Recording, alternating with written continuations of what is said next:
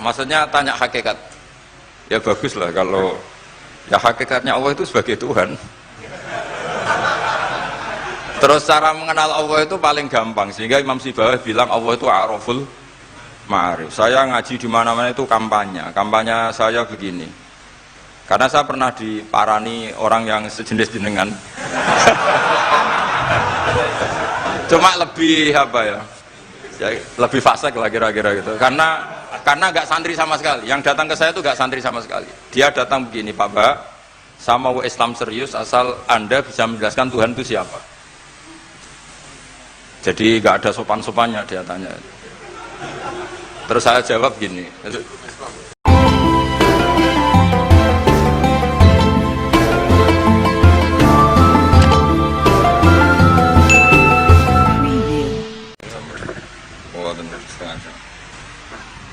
Kita terusakan ya. Bismillahirrahmanirrahim. Qala Muhammad bin Husain.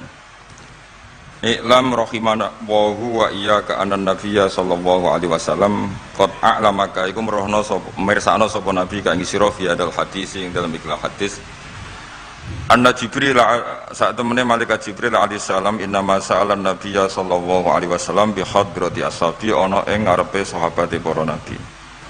Innama arada mesti ngersakno sapa Jibril ayu alimahum ing yen to ngeruhna sapa Jibril ing para ashab amrodinihim ing urusan agamane para sahabat. Fayam bagi mongko saejo al muslimin apa ya alamu yang to ngerti sapa al muslimin hu ing amrodinihim. Terus pikirannya Syekh Al-Ajuri bahwa Jibril menanyakan Islam dengan niat mengertikan Islam kepada para sahabatnya Rasulullah SAW. Artinya Jibril itu buatan takok carane sugih ngoten. Saiki wong takok kiai iku salah alamat. Wong alim takoki carane sugih, carane dadi bupati, terus carane duwe akeh. Wong alime dhewe ra pati dhuwit ditakoki. Kadang kula ki suwani tiyang, Gus kula bojo kula kathah carane rukun piye. Wong kiyaine ora wani wae kok takoki carane rukun. Jadi intinya niku pertanyaan itu juga kita pelajari. Jibril niku tangklet urusan agama. Artinya yang perlu dingerteni itu urusan apa? Agama. Tapi kita punya masyarakat sing kadang tanya ini sesuatu yang sifatnya khadun nafsi. Terus kiai itu rapati seneng jabatan. Kadang ditakoki tiyang carane dadi bupati. Nak dadi bupati salami templek 2 juta, nak ora dadi darani donyane ngobos. Seloro kabeh dadi kiai. Lan kula seneng nak. Terkenal donga kula ra mandi. Kok nak mandi repot. Dadi dukun. Jadi niki repot. Kula gak ada cerita tentang Mbah Hamid Pasuruan. Diceritani bapak kula. Bapak Nurian lami ngaji kalian Ki Hamid. Jadi dawuh beliau soleh zaman akhir ku repot, hisabe gede. Mudah terkenal wali, dongane mandi terus wong kepen sugih marani kiai, kepen wayoh marani kiai, kepen jabat marani kiai. Terus ngekei dhuwit. Mari hisab tok mergo duwe sudah dikonversi sebagai materi. Makanya beliau pernah menangis, aku soleh-soleh ngene golek. Intinya semua yang ditanyakan itu urusan apa? Agama. Maka kata Imam Syekh Al-Ajuri, seharusnya pertanyaan itu ya urusan agama, dan yang harus diketahui ya urusan agama. Maka orang Islam yang harus diketahui ya urusan agama. Terus kalau mau istifadah kalian ke Zofur, memang di depan umum itu penting supaya tidak ada al-qila wal qol. Jadi ini kan diulang-ulang bihadrati ashabi. Ini dalam ilmu hadis itu penting sekali supaya ilmu itu mutawatir. Karena kalau sampai untuk ijazah ke orang tertentu, mau aku tok sih dijazah, itu biasanya malah dibodoni. Kayak bakul, sampai tok sing tak kayak diskon. Nah, gerwang ya domong. Malah nek ki dilkon ijazah di depan umum berarti kondang. Ada khusus bahaya. Niku mesti klenik nih. Ngene ku kanca kula sak kelas kalian Gus Munib. Jadi orang itu, makanya saya ngaji itu pede di depan umum. Karena kalau salah ya dibenarkan Gus Zofur, kalau benar juga ganjarannya akeh. Tapi nak ngaji mbek wong loro dhewean iku terus kok cocokan. Nak salah aja kodo-kodo ya kan. Jadi memang ilmu itu suka yang mutawatir saya, karena validitasnya jelas. Makanya dulu itu dikaji hadis kok enggak mutawatir itu enggak mutu. Paling firrut batil ulya tentu yang apa? Mutawatir. Dikatakan bihadrati ashabi, atau ketika Nabi khutbah, apalagi pidato Nabi di hajatil apa? Wada. Sehingga hadis ahadi itu banyak yang masalah. Karena satu ada subjektivitas rawi, kalaupun soha itu ada subjektivitas rawi. Seperti yang diceritakan Gus Sobur tadi, Abu Dzar itu orangnya soleh, tapi punya subjektivitas kesolehan yang sangat individualistik, sehingga beliau. Jadi, tapi kalau umum kan standarnya jelas, apa? Standarnya apa? Jelas. Ya saya teruskan. Jadi bihadroti ashabi itu menurut saya kata kunci karena pentingnya mutawatir. Terus menyangkut pertanyaan tadi yang Gus Zofur bilang nggak semua pertanyaan harus dijawab. Sebetulnya saya juga ngeritik. Nggak semua yang diunek-unek takokno. Kadang wong takok nasib. Kita misalnya saya itu sering punya utang 1 juta gak iso nyaur. Kadang wong takok kula diutang 1 miliar carane nyaur piye. Wong kene diutang 1 juta ora carane nyaur kok ditakoki sing utang napa? 1 miliar. Kula nu di santri, bojone nu 3 wong sugih. Kowe ora geswan kula takok carane ngrukono bojone. Ya kene bingung piye carane. Bojo sitok kowe kudu urip malah. Ditakoki bojo napa? Nah ternyata santri itu terinspirasi oleh cerita-cerita. Syaratnya wali itu kudu di bojo cerewet. Nak sitok cerewet wali apa meneh nak telu, dia cara berpikir begitu. Nah, itu yang bojo pertama itu ngancam nak masih sah dengan istri kedua ketiga mau bunuh diri. Terus dene nate nyuwun sewu melafatkan tolak. Terus takok teng kula. Niku termasuk mukroh napa mboten Gus? Karena saya melafatkan itu dipaksa diancam bojo pertama mau nopo? Lah iku nang fikih kan hanya ada syaratul ikrah itu mukrih harus mampu mewujudkan mahaddadahu. Kena arah Mekah tak patah. Ini ndak kasusnya unik. Umumnya bab ikrah di fikih kan nak ora ke tak patah ini ndak. Ini kasusnya beda. Nak rabok turuti aku mati. Itu kan bingung. Ya saya sedarian Gus Zofur ya jawab wallahu a'lam. Nunggu Jibril ya sudah akan datang gitu. Artinya gini ya, problem kita kekinian itu setiap masyarakat punya iskal atau punya grundel itu ditanyakan kiai. Padahal seharusnya tidak sesuatu yang harus apa ditanyakan. Misalnya gawane di bojo akeh ya mesti sumpek, ngurmat wong wedok sitok sumpek apa meneh telu. Terus gawane wong duwe utang akeh ya sumpek. Hal-hal seperti itu kan lazim. Sebenarnya nggak perlu ditanyakan, biasa wae standar. Tapi kita ini sering menuntut orang lain menjadi solusi ya bagi orang itu. Makanya saya kalau ngajar di Jogja itu sering cerita begitu. Problem orang kota itu adalah kalau punya beban itu dibebankan ke negara atau ke kiai atau ke ustadz. Padahal beban ini sebagai hukuman karena kesalahannya apa? Sendiri. Saya masih ingat betul ketika kasus Aid. Mbah Mun itu orang yang sangat syafiq li ummati, sangat syafiq lah, sangat syafaqah pada umatnya. Ketika ada seorang dokter peneliti obat Aid, itu sangat tertantang, dia sangat obsesi bisa menyembuhkan Aid. Aid yang karena free sex ya, bukan karena ketularan. Saya ulang lagi, yang karena seks bebas, bukan karena ketularan. Itu tidak biasanya yai duko, baru pertama itu saya melihat yai itu agak duko. Terus beliau tidak jawab, tapi setelah dokter itu pulang ngendikan begini, pangeran itu kadang ngersano kabeh itu ono sanksine, cara bahasa modern ono sanksine. Ya tujuannya pangeran itu wong ben tobat ben balik nang Allah. Jadi ono wong uripe ngawur diutang, ya sanksine wong urip ngawur diutang ben uripe apik. Intinya Mbah Mun tuh mau ngendikan kesalahan itu pantese ya ono sanksine ben wong tobat. Lah saiki kiai ku nak ditakoki ngono berusaha cari solusi sanksi iku, padahal Allah kepengen memberi sanksi. Enggak sampean misalnya zaman mondok ra sregep terus bareng saiki dadi kiai bingung terus kula kan dadi solusi Gus kayak donga laduni. Wong pangeran ngekeki sanksi kuwe zaman mondok ra sregep. Ben ora rasane isin maca kliru di depan umum. Malah yo ijazah napa? Laduni. Jadi itu pelajaran bagi saya menurut saya. Jadi kata Mbah Mun la'allahum yarji'un itu la'allahum yantahun yang di Quran itu satu kesalahan itu pasti Allah itu menghendaki ada apa? Sanksi. Tentu maksudnya Allah baik supaya tobat. Tapi sekarang sanksi itu mau dihilangkan. Kadang konsultan itu kayak bojo kepengen minggat Sing lanang tak takoki kena apa? Mun lami Gus boten kula nafakoi. Ya aku yang mending normale aku minggat iku wis terlambat bojomu kepen minggat saiki aku terlambat. Kudune wis wingi-wingi. Normale wong lanang ra tanggung jawab mencen sanksine bojone minggat. Itu cara kula kiyaine memberi napa? Solusi. Tak bila minggate teng diteng-teng tuane. Berarti bojomu pinter. Wis ngerti sing lanang ra kena deloki melok wong tuane ya meniku. Dadi nah seperti itu menurut saya semua kiai itu harus kayak saya dalam bab itu. Tapi mereka cari donga, piye bojo iki ra dicukupilah seneng.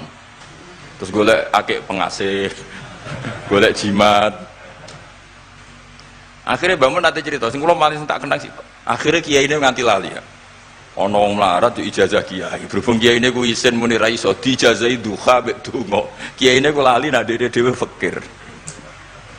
Akhirnya yang minta ijazah itu ditimbali bangun. Rene tak ijazahi. Kowe yo ijazah duha mek sapa kiai iki. Lha kiai ku dhewe fakir kok jalu ijazah. Ya ijazah ya aku sing wis sukses dadi kiai sugih. Artinya apa? Bener ceritane Gus Zofur, gara-gara setiap pertanyaan niku memaksakan bisa jawab. Wis koyo ning pondok lho, wis karuan dene dhewe Joko tuwa. Lho kok ngeke ijazah mahabbah. Dene pondok ganti Joko tuwa. Itu di pondok mana-mana Gus, itu ada ijazah laduni. Padahal sing ijazah iku ya tau ra munggah. Sekolahe ora tau munggah. Ngono dicalon ijazah laduni yo. Coba di pondok-pondok beredar gak ijazah ketemu Nabi Khidir? Beredar. Padahal yang ijazah juga gak pernah. Nah itu karena yang diceritakan seperti tadi, memaksakan bisa. Jadi karuan dekne dhewe ra iso ya santai wae. Nah aku pengen ngipi ketemu Rasulullah itu beredar gak ijazah itu? Mungkin Pak Del kan yang pernah mengijazahkan itu. Tapi ora tahu. Sampe tahu ijazah niku Pak Zakaria? Oh, jadi ya ijazah terus ya. Karena Jubir Torekoh nih. Jadi intinya kalau tidak bisa ya bilang saja tidak bisa. Sampai apa jangan kita lupa tadi ya. Sampai lupa daratan tadi karena problem negara kita termasuk itu. Semua intelektual, semua pakar kalau ditanya problem negara itu semuanya jawab. Akhirnya kan gaduh. Semuanya punya rumus, semuanya punya versi. Akhirnya gaduh. Misalnya pemerataan Indonesia rumusnya gimana? Yang satu bilang, wah ibu kotanya dipindah. Yang satu bilang harus ada sentralisasi di Jawa supaya ada kualitas A, ada kampus terbaik, ulama terbaik. Kalau diratakan nanti kemampuannya rata itu justru tidak bagus. Yang ketiga enggak, wah kualitas demokrasinya dijaga. Yang satu enggak, demokrasi tanpa ekonomi tidak bisa. Sehari santri ya sedunia rasa pikir besok mati ben. Nah itu kan karena memaksakan jawab akhirnya ada kegaduhan. Zaman tabiin yang masih ada sahabat banyak. Sebetulnya bukan zaman tabiin banget karena zaman itu masih banyak apa? Sahabat. Itu mereka cara berpikir sudah semua ahlun nar itu redaksi di Quran tuh khalidina fiha, sehingga zaman tabiin sudah banyak yang berpikir nggak ada kemungkinan orang sing yukhrajuna minan nar. Sehingga terus ada kafilah itu, ada delegasi, ayo kita ke Medina, semoga kita ketemu sebagian ashabu Rasulillah. Sehingga cerita akhirnya ketemu beberapa sahabat. Di situ diceritakan ada Jabir, ada beberapa lah yang sahabat sepuh bahkan. Nah terus si Jabir ini, sahabat Jabir ini cerita kalau itu memang ada bisa faati Rasulillah Sallallahu Alaihi Wasallam. Tapi satu kontingen ini yang tetap berpikiran tidak ada syafaat itu banyak. Alasannya semua cerita tentang ahlun nar adalah khalidina fiha.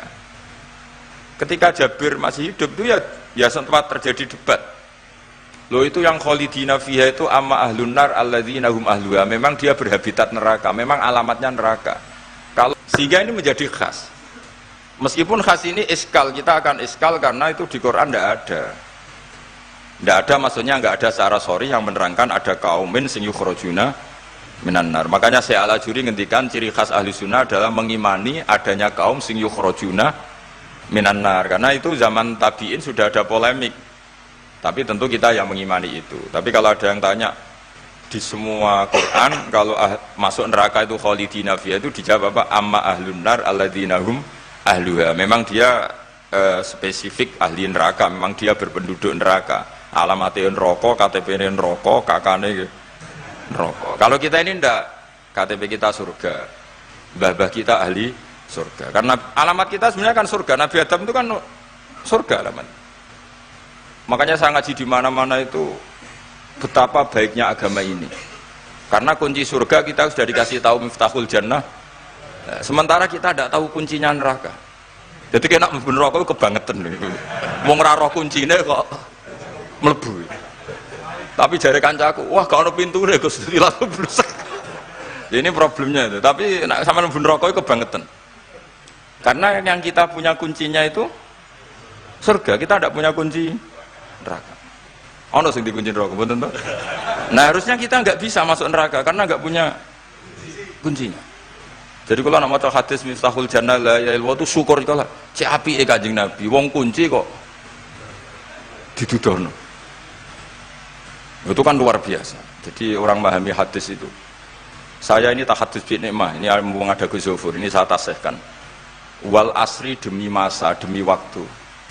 Saya ketika baca ayat yuridu wa bikumul yusra wala yuridu bikumul usra. Dengan ayat wal asri demi waktu. Itu memang luar biasa Islam itu. Coba ya.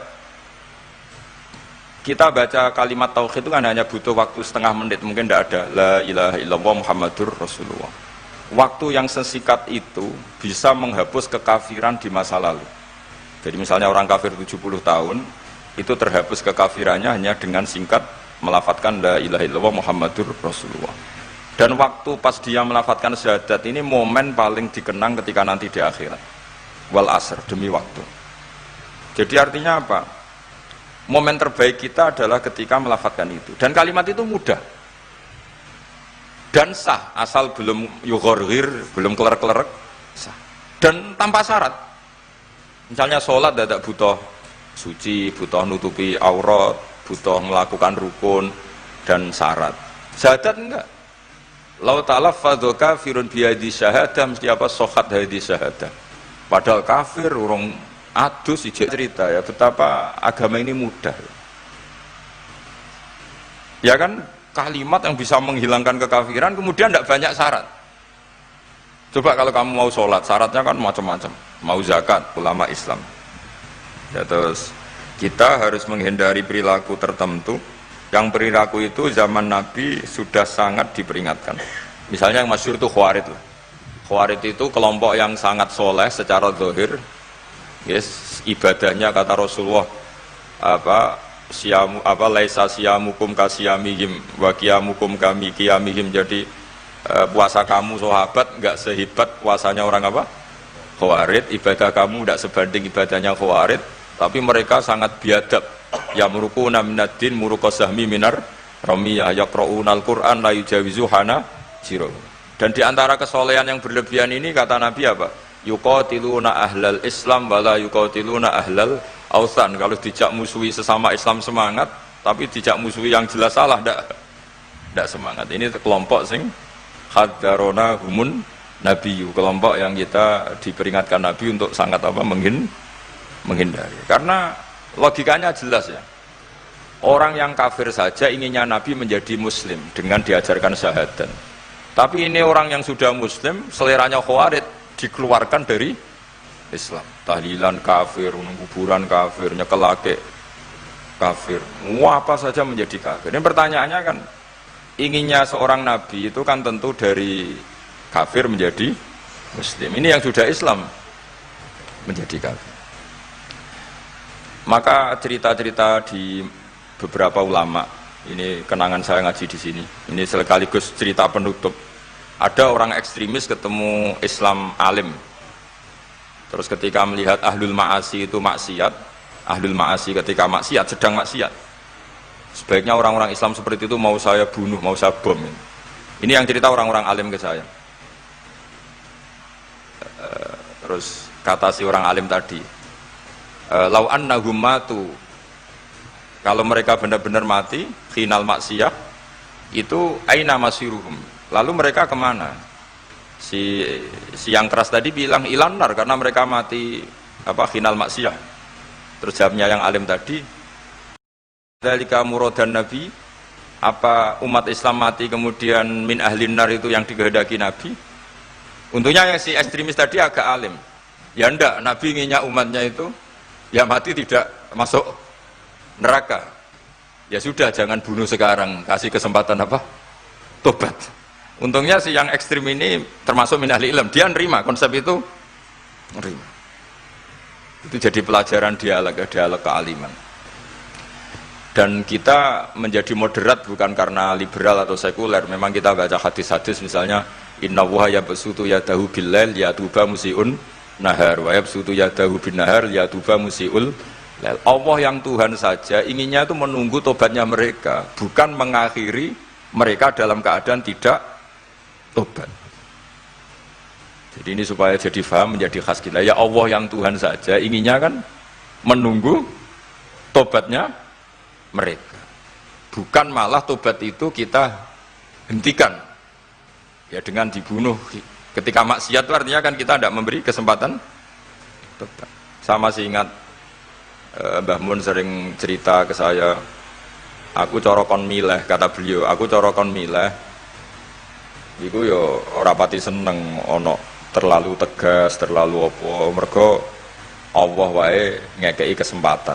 Ya tadi, apa logikanya kan Allah saja, misalnya Allah Ta'ala selalu membuka tangannya di malam hari supaya yang tadi siang maksiat tobat di malam hari. Terus Allah membuka tangannya di siang hari supaya yang tadi malam maksiat tobat. Intinya Allah Ta'ala itu menunggu tobat, bukan menghentikan asbabit taubah.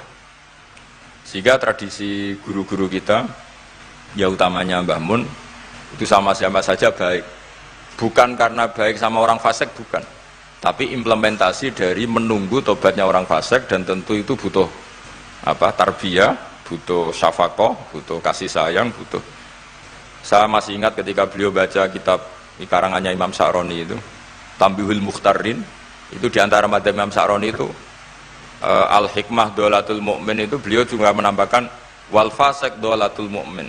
Bukan sekedar Al-Hikmah Dolatul Mu'min, tapi Al-Fasik juga Dolatul Mu'min. Karena ketika seorang mukmin fasik ini seperti barang yang hilang, dia tercerabut dari akarnya, yaitu akar keimanan dan keislaman. Maka kita-kita, kata Imam Sa'roni, kita-kita sebagai orang soleh harus menemukan mereka atau mengambil mereka untuk dikembalikan. Jadi ini komitmen kita sebagai murid Mbah Mun, sebagai murid Sayyidina Al-Abenya sudah ada amal. Itu saja inginnya Allah sama orang Islam, kaumun yukhrajuna minan nar, bukan malah diblesno gitu.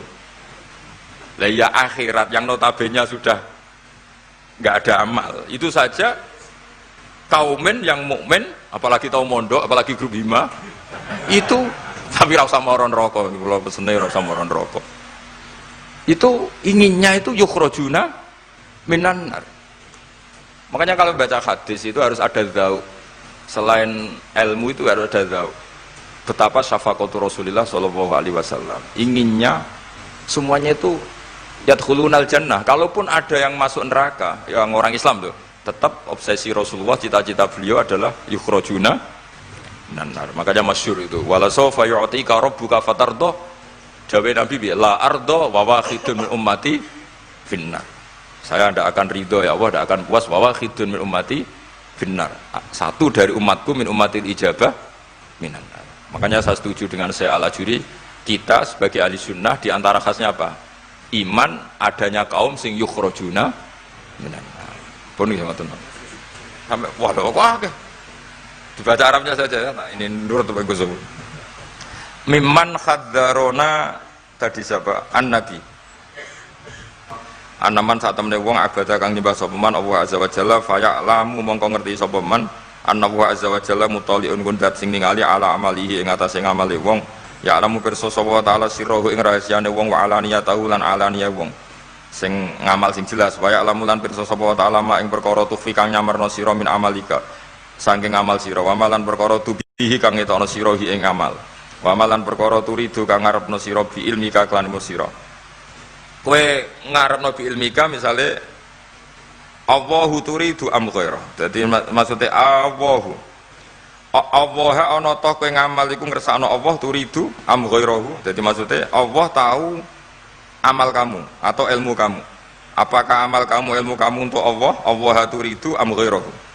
Apakah kowe melakukan amal itu karena Allah apa enggak? Ya'lamu pirsa sapa ta'ala asirra wa akhfa. Ya'lamu pirsa sapa ta'ala khainatal ayuni ing mripat sing khianat. Wa malan perkara tufi kang nyimpen apa suduru apa dodo. Ya lamun pirsa sapa wa ta'ala ing perkara antum kang te sira kabeh ku alihi ngatasé ma. Fahdharu mongko wedi sira kabeh ing Allah. Mesti wedi Allah dengan makna mendekat ke Allah. Faman mongko te sapane wong roa iku jaga sapa man hadhihi ing ikilah halah. Nah, bojo pertama itu ngancam nek ora dipegat bunuh diri. Akhirnya dia nang ngarepe talak pada bila. Di belakang ada mic di belakang. Itu kepegat tau. Neng aku yang muni ngene. Aku yang muni ngene. Namun ya seminggu. Untungnya takoki kula nembe seminggu, tak akali. Ya sing muni bro, misalnya itu kepegat di jadi lidah. Sakale aku nak misalnya tanggalin tak aku kan nyukur. Untungnya tanggalnya oh. Tetapi kan jawaban ngono kan koyo gak abadi. Selalu ono pertanyaan seperti itu.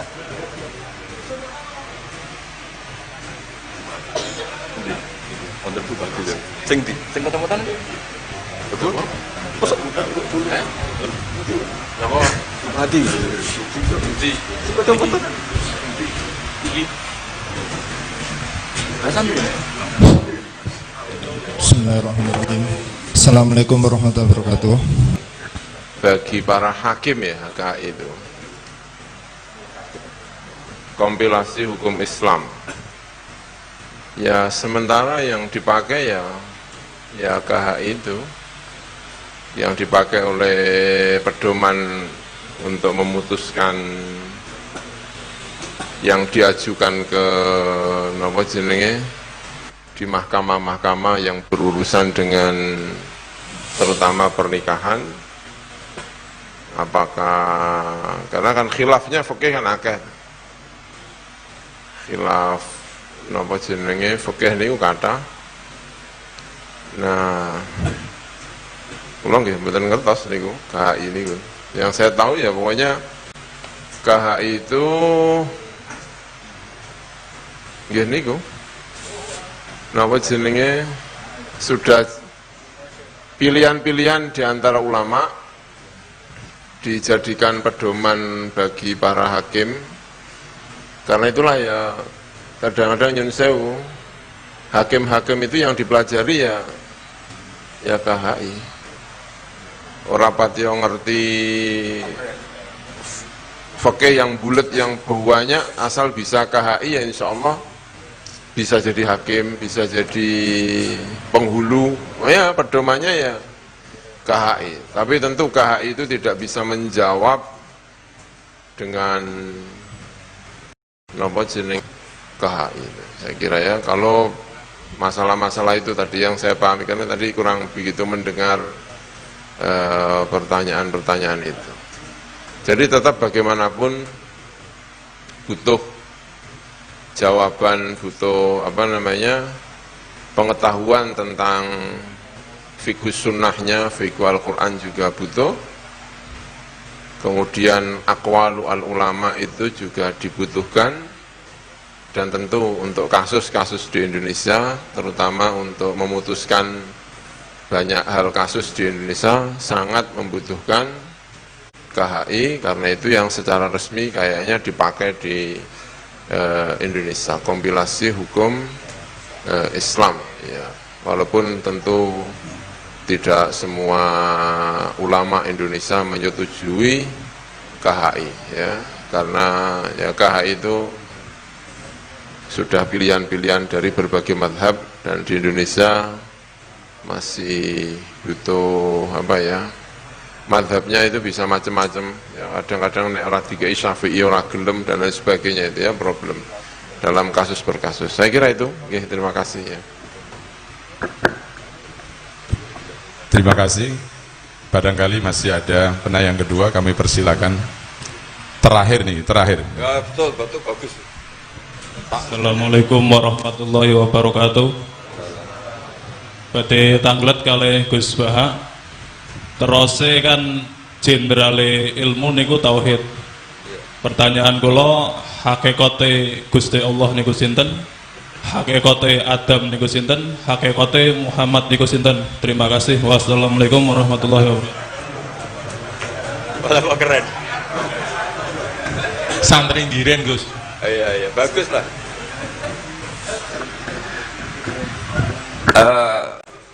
maksudnya tanya hakikat. Ya bagus lah kalau ya hakikatnya Allah itu sebagai Tuhan.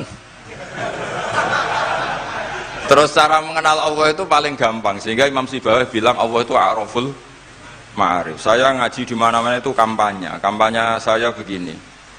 Karena saya pernah diparani orang yang sejenis jenengan. Cuma lebih apa ya? Lebih fasik lah kira-kira gitu. Karena nggak santri sama sekali. Yang datang ke saya itu nggak santri sama sekali. Dia datang begini, Pak Mbak, saya mau Islam serius asal Anda bisa menjelaskan Tuhan itu siapa. Jadi nggak ada sopan-sopannya dia tanya. Terus saya jawab gini, ya aku aja kewaco. Terus saya bilang, kamu peneliti, ya saya peneliti. Kamu orang pinter, ya saya orang pinter. Dia punya gelar.